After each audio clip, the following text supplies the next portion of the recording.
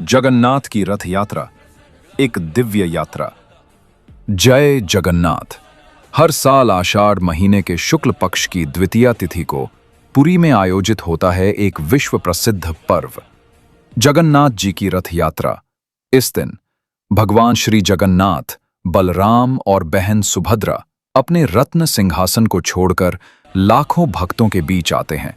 तीनों अलग अलग रथों में विराजमान होकर श्री गुंडीचा मंदिर की ओर प्रस्थान करते हैं। इस यात्रा को कहा जाता है गुंडीचा यात्रा। जगन्नाथ जी का रथ नंदीघोष, बलराम जी का तालध्वज और सुभद्रा जी का दर्प दलन कहलाता है।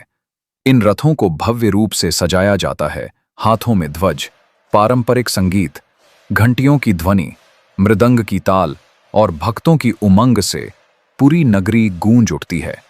रथ यात्रा केवल एक धार्मिक उत्सव नहीं, बल्कि आस्था और भक्ति का महापर्व है। हर घर में तुलसी चौरे के पास दीप जलाए जाते हैं, भजन कीर्तन होते हैं और कुछ भक्त तो स्वयं रथ को खींचते हैं, जिसे महापुण्य का कार्य माना जाता है।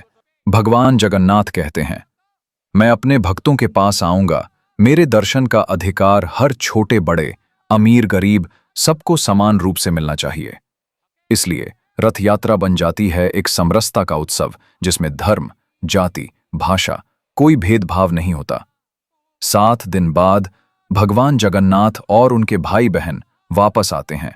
इस यात्रा को कहते हैं बाहुड़ा यात्रा। इसके बाद होता है सुना बेसा, जिसमें भगवान को सोने चांदी के आभूषणों से सजाया जाता है।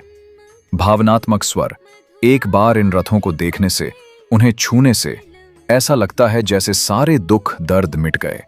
मन को शांति मिलती है और महसूस होता है भगवान जगन्नाथ की कृपा हम सभी पर बरस रही है।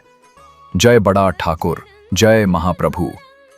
इस वर्ष भी आइए एक संकल्प लें, भगवान जगन्नाथ की सेवा और भक्ति को अपने जीवन का हिस्सा बनाएं। रथ यात्रा सिर्फ एक यात्रा नहीं, यह हमारे दिलों तक पहुंचने वाली दिव्य अनुभूति है। जय जगन्नाथ।